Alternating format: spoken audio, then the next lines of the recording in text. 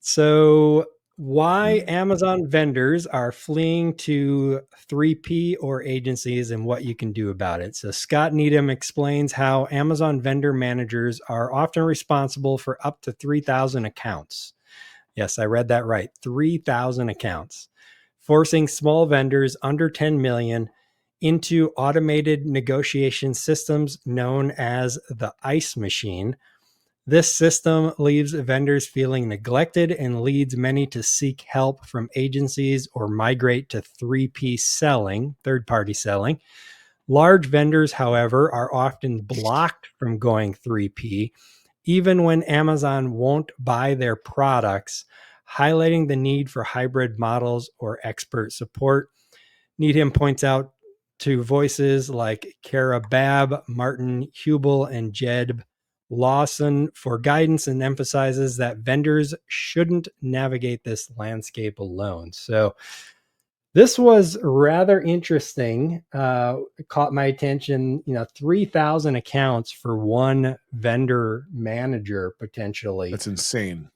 And then I think the bigger bombshell is down in here a little ways is that Amazon will actually block three vendors from going to 3P, even if they're not buying their products any longer, which is rather interesting. They'll threaten to shut down their accounts. I've never It's heard of rare. that before, Robin. It's rare. Oh, It's yeah. rare, but it does happen. It's not a majority of things. It's usually if they're an Apex brand, or there can be different considerations, and then that's when working with a resale partner really makes more sense. I mean, a Yeah. good number of our clients are people that are coming from 1P moving to 3P, and there are definitely some table stake rules to keep yourself out of trouble. And there's always plan B and plan C, but a lot of them are feeling that neglect. We have a couple that they can't leave Vendor Central because they're big, bulky items, and the Amazon fees just make it not possible to sell their products at a If they can't sell 1P, they can't sell at all. No reseller would take them. Yeah. Yeah. It just boggles my mind though that one vendor manager could be managing up to 3,000 accounts and somehow they think that will work out. It's been that way for a while. I mean, Yeah, they don't get any support. Everything's automated. Yeah, I was going to say it is mind-boggling, but is it really that mind-boggling? We are talking about Amazon here. Like this falls right in line with standard customer service protocol. Yeah. Yeah. Like, yeah. Don't That's bother definitely providing true. it. Like, would it be any better even if there was more vendor central support? Maybe not necessarily if seller support is any judge or any gauge of that. Yeah, but at the end of the day, the support is not the one that negotiates, right? Like seller support is not negotiating like FBA fees, right? Same way a vendor manager. Yeah. Sorry, go ahead. Yeah, no, like a vendor manager is not really there to support the brand more than to negotiate on behalf of Amazon. And if you see it that way, it's just like this is a person that's coming on behalf of Amazon to negotiate a price. And I also heard like the amount of money that they get paid. Like vendor managers make multiple 7-figure salaries. And it's just like, oh my God, that's crazy. That is crazy because at the end of the day they make Amazon a lot of money. So you honestly you have to see it for what it is. It's just a negotiator on Amazon sites that will make things. And at the end of the day, they have the biggest lever because they control the platform. So this is not. I have heard of things like, oh yeah, we cannot go to 3P directly because they'll suspend our accounts. I heard that before. So that if that's the case, then one could assume that perhaps those people that are doing those negotiating the prices on this are maybe making a commission based on the savings they make for Amazon or something along those lines. Could that be? They definitely have KPIs. I don't think it would be based off savings. You Yeah, I know, don't think so. Amazon's it doesn't align with Amazon's overall goals of being the A to Z thing for everything.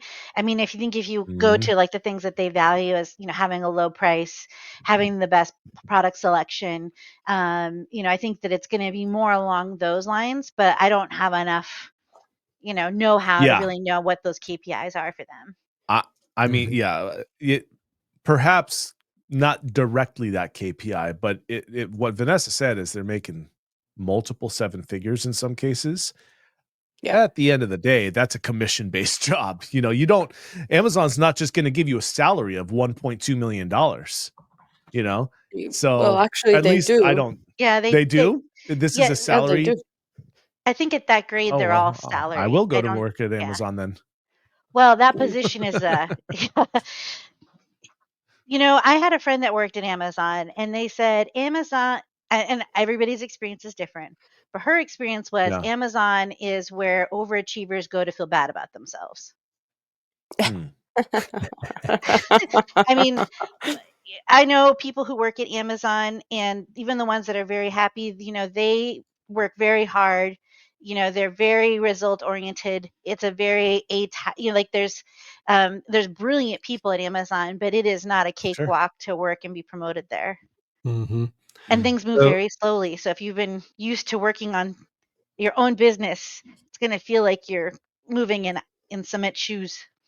yeah, I asked Grok if Amazon vendor managers make commissions, and it says no, they do not. They have a base pay, and then they get bonuses and or stock incentives, which are tied to their performance metrics. Yeah, But also known no as direct commission in a commission. different way. Essentially, yes. Yeah. Yeah. Yeah. Yeah. Yeah, So okay. Anyhow, this obviously they're going is to set those metrics like, hey, get this many breaks on prices from the vendors. And yeah, so, yeah, basically commission. basically commission. Yeah. Yeah. I mean, I'd be surprised, like, don't get me wrong, when I said I don't think they're gonna give a $1.2 million salary, I'm talking specifically about people that just negotiate price. Yeah. I don't know for sure. It would Well, that's not what the surprise vendor me if managers do. The vendor managers, I mean, they're not just doing the contracts are like, you know, this says that they're either pretty much automated too. The yeah. contracts are just a small piece of a vendor relationship. You know, like Born to Run, all of those things are a much bigger piece. You know, getting new Apex brands in, and you know, there's a lot more to it than just the price. Fair Mhm. enough. Yeah. Now, Robin, you said you've worked with brands that got threatened by Amazon to have their accounts shut down if they went to 3P. We've had one or two where they were told that, you know, that it depends on what their original vendor contract was. So we always tell them to check their original vendor contract to go through and see.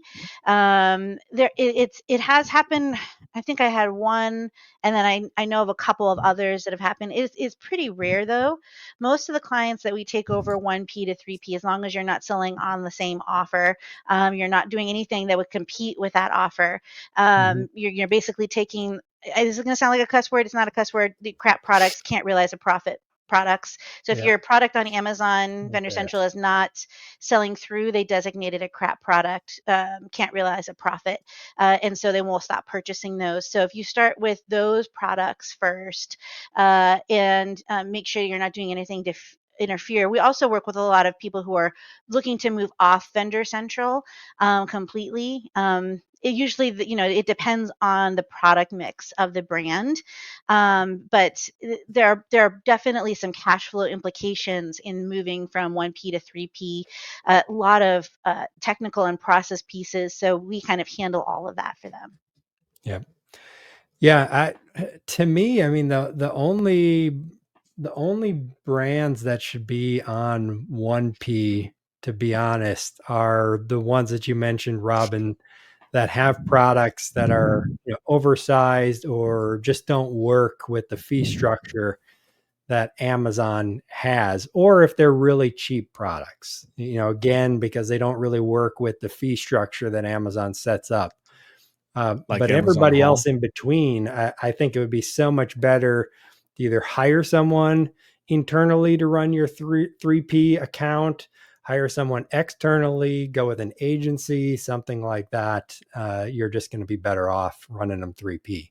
And it also depends on Yep. your brick and mortar makeup too. If you're in a lot of brick and mortar for a lot of your SKUs, Amazon doesn't share those buy boxes, and you're Mm. not going to have to worry about pricing alert and losing the buy box. And so for those brands, there is an incentive for at least their SKUs that are in brick and mortar to also be on 1P. Oh yeah, because brick and mortar may be a lot cheaper, right? Yeah, so while Walmart lowers the price, you get a buy box suppression. We have a Home and Garden one. Lowe's is the worst. They lower prices all the time. Walmart can do the same thing. And then, even with resellers too, if you have a product in brick and mortar and then they sell it on Walmart.com, that gets picked up, and it can be a hassle and a lot of whack-a-mole. So it can be for stability and ease. Sometimes Vendor Central, but Vendor Central is what they know, and they don't have to deal with placements and IPI and Yep. all of those things that we deal with Seller Central. Big time. Yeah, I had a product that we sell. It's a soap, and we were selling it for, I believe, $6.99. But in store it sells for $2.99. Obviously they don't have to pay all the Amazon fees and stuff. There's no way we could sell it for $2.99, but Yeah. Amazon, suppressed the buy box because I believe it was Bass Pro Shops put it up at $2.99 on their website. And there's nothing we could do about it. We just had to sell with a suppressed buy box, and that was it. So Which is kind of a a kiss of product death, like right? that Yeah. may be better to go Vendor Central, but at the same time, the profit you're going to make on something like that is so minuscule, it may not be worth it anyways. So if we're working with a large brand, like we have a large OTC brand that we work with, and they're in a lot of brick and mortar stores. Like you could go to a lot of stores within a mile of you and find this product. And so what we did is we developed Amazon Pizza. only SKUs, not pizza. Okay. But so we developed like an Amazon only SKU. So basically, this medication is at a different size and value, so that they can focus on trying to grow revenue on Amazon without having to worry about buy box suppressions. Cool. Yeah, it's definitely something. If you're selling on Vendor Central, you want to look into these things and see what makes sense. If it makes sense going 3P for your product, look at it. And if not, you've got one of those products that it doesn't make sense, then stick with 1P. But again, in my opinion, 3P is kind of where it's at. But like you said, Robin, it's a lot harder. You have to hire someone either internally or externally to handle it for you if you don't know the Amazon ecosystem. Yeah. And we have a lot of brands that we help them manage their 1P, but then they use resellers for their 3P too. So getting a great reseller like Todd can really make a big difference. Yep.